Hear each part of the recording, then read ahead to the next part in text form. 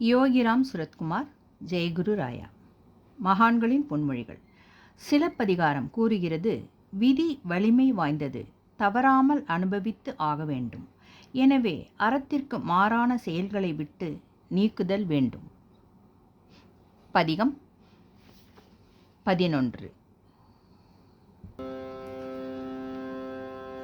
காழி மாநகர் வாழி சம்பந்தன் வீழிமிழலை மேல் தாழும் மொழிகளே.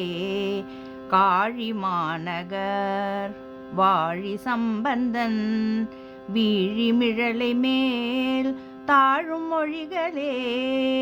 காழி மாநகர் வாழி சம்பந்தன் வீழிமிழலை மேல் தாழும் மொழிகளே. யோகிராம் சுரத்குமார், ஜெயகுரு ராயா.